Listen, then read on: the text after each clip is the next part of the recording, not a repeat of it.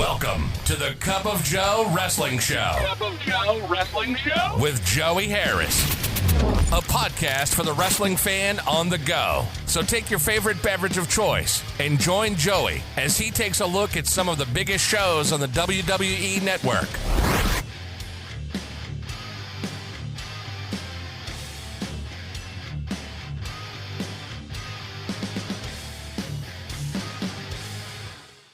From makeshift studios deep in the heart of stately Maine Manor, this is the Cup of Joe Wrestling Show. I am your host, Joey Harris. You can follow the show's Twitter at Cup of Joe Pod. You can email the show at cupofjoewrestlingshow@gmail.com. Folks, if I have one piece of advice that I would like to pass along to you is don't buy chicken from a pouch. My wife and I went to Walmart the other day, and I'm on this soft, high-protein diet, and so I've been making a lot of tuna salad. And I like the tuna that you get from the pouches. And Walmart, they had a Walmart brand now, and it's cheaper. It's the same tuna as the Starkist. So I got that, and I'm going down, and I also like to make chicken salad. Well, I like to use the rotisserie chickens that you get, but it's too much chicken. So I was looking into canned chicken, which isn't as good, but it's enough for me for what I can have right now. And so I'm getting the tuna pouches, and I look, and they have chicken pouches. And I said, okay, I'll try one. And so I grabbed one and made some chicken salad with it, and it was not good.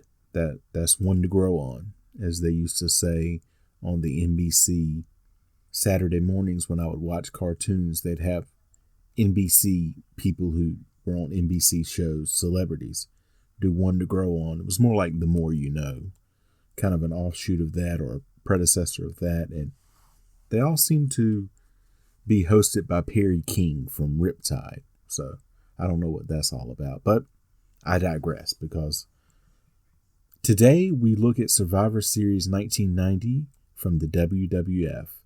And I remember I had just turned 13.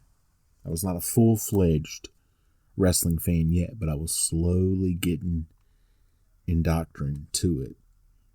And this was the latest tape that had come out. My birthday's in January, as you know. And this tape had just come out, and I had some friends over for my birthday. It was a sleepover. And we rented 3 movies. One of them was this. One of them was The Hunt for Red October. And I can't remember what the third one was. But whatever it was, we watched that one first. And then we watched this one. And I fell asleep about halfway through this one. And then my friend Jeremy wanted to see The Hunt for Red October. So he put that in the VCR and watched that by himself at like 1 or 2 in the morning. Jeremy's a very interesting guy. But today we are looking at Survivor Series 1990 from the WWF. Survivor Series 1990 took place on November the 22nd, 1990 from the Hartford Civic Center in Hartford, Connecticut. There were 16,000 people in attendance, and this is local, WWF right there in Stamford, Connecticut, not far from Hartford. And we get a classic Vince McMahon introduction of the teams facing each other. It's the Survivor Series, the epitome of tag team competition, as the immortal Hulk Hogan and the Earthquake captain the respective teams of the Big Boss Man and Dino Bravo. Joining up with Hacksaw Jim Duggan, Haku, Tugboat, the Barbarian, the Hulkamaniacs versus the Natural Disasters. Team captains, the American Dream, Dusty Rhodes, and the $1 Million Man, Ted DiBiase, join up with Coco Beware and a mystery partner, along with the Anvil, Rick Amber Valentine, Bret Hart, the Honky Tonk Man, the Dream Team versus the $1 Million Team. Team captains Nikolai Volkov and Sergeant Slaughter. Join up with Tito Santana, Borisukov, Bushwhacker Butch, Sato, Bushwhacker Luke and Tanaka, it's the Alliance versus the Mercenaries. Jake the Snake Roberts and the model Rick Martel captain the respective teams of the Superfly, the Warlord, Marty Jannetty, Shawn Michaels, Paul Roma, the Vipers versus the Visionaries. World Wrestling Federation Champion, the Ultimate Warrior, and Mr. Perfect, lead team members, Texas Tornado, Crash, along with Animal, Axe, Hawk, Smash. It's the Warriors versus the Perfect Team. It's the Survivor Series. Gorilla Monsoon and Roddy Piper welcome us. They talk about the match of survival and the hatching of the egg.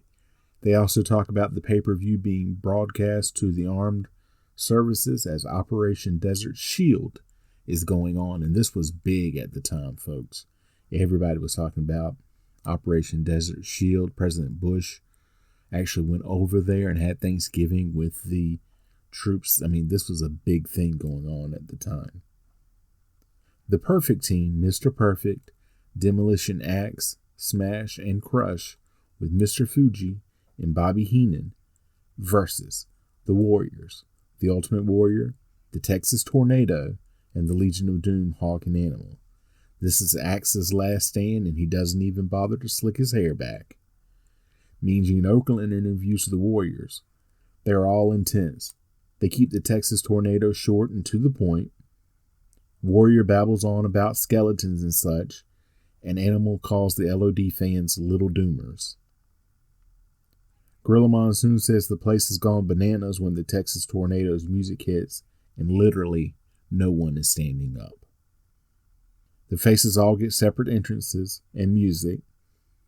Smash is pummeled to begin.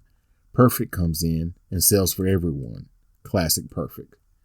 Warrior comes in and hits shoulder tackle and splash and pins Axe, so it's been real. Billy Edie, he's been having a rough time lately, and just our good wishes, thoughts, and prayers go out to him. Crush gets a 2 count on Warrior. Hawk misses a corner charge on Perfect and hits his shoulder hard. Hawk comes back and hits Smash with a top rope clothesline. That brings in Crush, which brings in Animal. All 4 brawl and both teams get disqualified. Perfect bounces and sells for Tornado. Bobby Heenan is bumping for Warrior. Perfect comes back. He gets Tornado with the Perfect Plex. He then gets Warrior in it, but Warrior kicks out. Warrior keeps kicking out of pin attempts. Perfect punishes Warrior. Warrior comes back and hits the shoulder splash combo and pins Perfect. Sean Mooney interviews the $1 Million Team. Ted DiBiase says his Mystery Man will debut and his team will prevail over Dusty Rhodes' team because only the strong survive. The Dream Team, Dusty Rhodes, Bret Hart, Jim Neidhart, and Coco Beware versus the $1 Million Team. Ted DiBiase, the Honky Tonk Man, Greg Valentine, and a mystery opponent with Jimmy Hart and Virgil. Rhodes comes to the ring looking like the NWA Dusty Rhodes. I always loved the Jim Neidhart pink hat. Roddy says that Bret Hart is dedicating this match to his brother Dean, who passed away the day before. Gorilla calls Valentine Boxcar. Ted DiBiase then announces his Mystery Man, The Undertaker, with manager Brother Love. The Phenom debuts and the WWE would never be the same. Undertaker starts with Bret. Then Neidhart and Coco come in against Undertaker. Coco pinned after a tombstone. Rhodes and Valentine tagged in. The faces are making quick tags. Honky Tonk Man in. He gets pinned by Neidhart. Rhodes and DiBiase tagged in, and the crowd comes to life. Virgil grabs Neidhart's leg, and DiBiase pins him. Rhodes unloads on DiBiase. Undertaker and Bret go at it. Then DiBiase and Rhodes are back at it. Undertaker hits Rhodes from the top and eliminates him. Rhodes goes after Brother Love, which draws the Undertaker, who had already tagged out to Valentine, but they say Undertaker has been counted out. Way to protect Undertaker, but they made a mistake. Valentine is pinned by Bret with a small package. DiBiase and Bret go at it. Hart almost wins with a backslide. Then Bret blows out his knee, tripping over DiBiase, but it turns out he was faking and gets another close call. Virgil grabs Brett for DiBiase to hit, but Brett ducks and Virgil gets taken out by DiBiase's hit. DiBiase rolls through a high cross body to get the pin. Brett then audibly yells "fuck" in frustration. They hype the main event the next night. Mean Gene interviews the Vipers team in the shower. Jake Roberts goes over the battles the team has had and the teams going against each other. The Visionaries, Rick Martel, the Warlord, and Power and Glory, Hercules and Paul Roma with Slick versus the Vipers, Jake Roberts with Damien, the Rockers, Shawn Michaels and Marty Jannetty, and Jimmy Snuka. As Snuka is coming out, Roddy cracks at his appearance by saying, "You think your coconut hadn't hit him in the head?" And I'll admit, I laughed at that. Warlord and Jannetty start. Speed versus Power. Michaels tagged in, but even double teaming, they can't get the Warlord down. Martel tagged in. Roberts then tags in and Martel quickly tags out. Snuka then tagged in as well as Hercules. Then Warlord quickly tags in.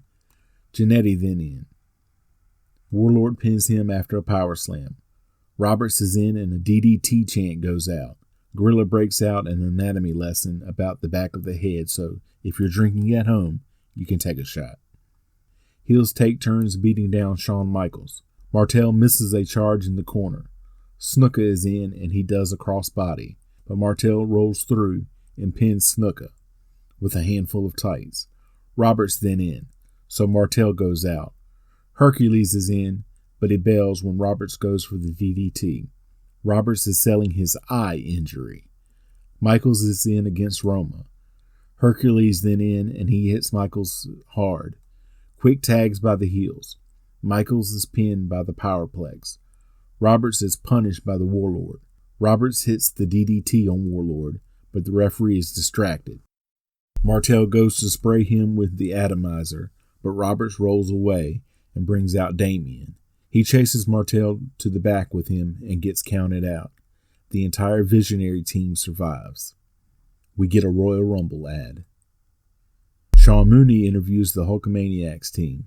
Since Operation Desert Shield is happening, Jim Duggan has yellow ribbons on his 2x4. The team talks about being survivors and dedicating the match to those serving overseas. The natural disasters, Earthquake, Dino Bravo, Haku, and the Barbarian with Jimmy Hart and Bobby Heenan versus the Hulkamaniacs, Hulk Hogan, Tugboat, Jim Duggan, and the Big Boss Man. The faces get separate entrances. Hogan is still crazy over when he comes out. Piper very fair saying he doesn't like everyone in there, but he admires them all, and he will say what he thinks though. Duggan gets the crowd to chant USA. Duggan and Haku going at it, just slugging it out. Bravo in to hit Duggan, then Barbarian in. Boss Man and Haku in. Haku pinned after a Boss Man slam. Barbarian in, and Heenan comes up on the apron. Boss Man goes after him and runs him against the post, allowing Barbarian to come back. Duggan in, and he goes after Earthquake. Jimmy Hart pulls the ropes down, and Duggan goes out and then goes after Hart with the 2x4. He hits Earthquake with the 2x4 and gets disqualified. Hogan in, and he takes on all three heels. He cleans house, but Earthquake comes back. Bravo in, but Hogan sneaks a small package to pin him. Boss Man in against Earthquake. Barbarian nails Boss Man in the back, and Earthquake pins him after an elbow. Hogan in against Earthquake. He tries to slam Earthquake, but Earthquake falls on him, then tries to splash him. Hogan crawls and tags in Tugboat. Hogan pulls Earthquake out, and Tugboat follows as they brawl, and both men get counted out. Barbarian goes after Hogan. Barbarian gets kind of a pile driver on Hogan, but doesn't get all of it. Then a double clothesline. Barbarian goes up top and clotheslines Hogan. Hulk up time. Big boot, leg drop, and pin. Bobby Heenan gets tossed hard by Hogan and sells it. And then Hogan must pose. Another Royal Rumble ad. Mean Gene brings out Randy Savage to interview. Savage gets carried out. He wants a title shot against the Ultimate Warrior. He says Queen Sherry slapped Warrior 3 times on the Brother Love show. He says he is scoping out the Warrior, and if the Warrior can't find him, he's looking in the wrong places. He says his title is coming back to him. The Alliance, Nikolai Volkov, Tito Santana, and the Bushwhackers, Luke and Butch, versus the Mercenaries, Sergeant Slaughter, Boris Zukov, and the Orient Express with General Adnan and Mr. Fuji. Mean Gene interviews Slaughter on the way to the ring. Slaughter is full Iraqi heel here. He pours it on heavy against the service people stationed overseas. Piper wants to go after Slaughter and crew after his comments. Santana pins Zukov after a flying forearm. Bushwhacker battering ram pins Sato. Santana forearm pins Tanaka. Volkov in against Slaughter. Slaughter dominating. He pins Volkov. Butch comes in. The Bushwhackers double team but can't pin Slaughter. Slaughter pins Luke. He then pins Butch after a clothesline. Santana goes after Slaughter hard. Slaughter takes over but can't get the pin. Santana fights back. Slaughter still can't get the pin. The referee gets hit by Santana as Slaughter gives him an Irish whip. Santana hits the forearm on Slaughter.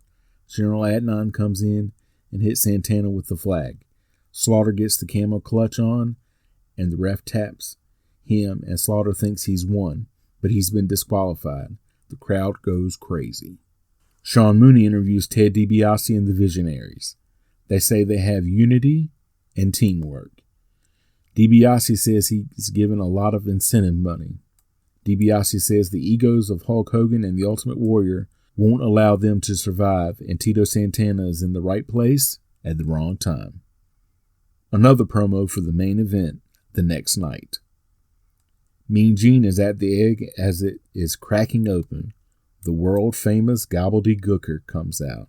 The crowd immediately boos. They try to get it over, but no one cares. Mean Gene interviews him, then gets dragged to the ring. They dance to Turkey in the Straw, and it goes on way too long.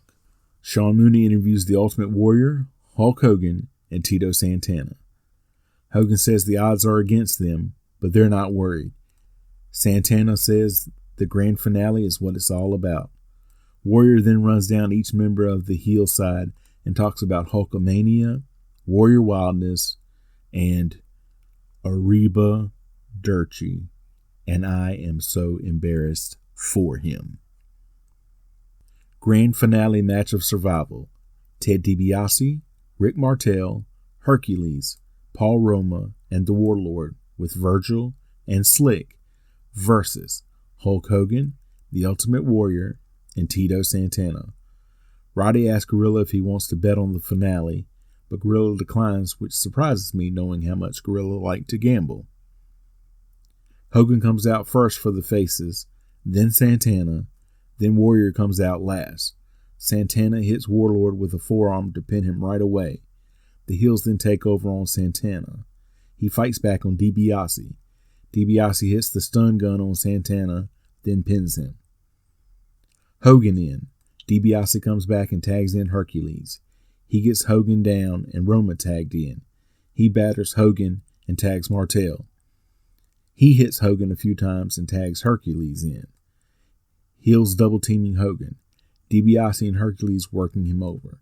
A Hogan chant goes out and Hogan kicks out of the Powerplex and pins Roma. Martel in and Warrior also tagged in. Warrior hitting everything moving. Hogan back in. Big boot and clothesline to Martel, who falls out and leaves and gets counted out. DiBiase and Hercules are livid. DiBiase clothesline by Hulk Hogan. Big boot, leg drop, and DiBiase is pinned.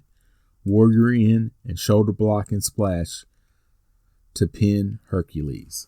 Your sole survivors, the Ultimate Warrior and Hulk Hogan. They raise each other's hands in victory. Hogan holds the ropes for Warrior, who says no and holds it open for Hogan. They pose on the ropes as they push the Royal Rumble once more and sign off from Hartford. You can follow me on Facebook, Twitter, and Instagram at @TheJoeyHarris. If you like the show, please leave a review on iTunes or Apple Podcasts. I would really appreciate it. Thank you for joining me this week. This is Joey saying so long from Stately, Maine Manor. The Cup of Joe Wrestling Show is a production of Baby Kangaroo Media.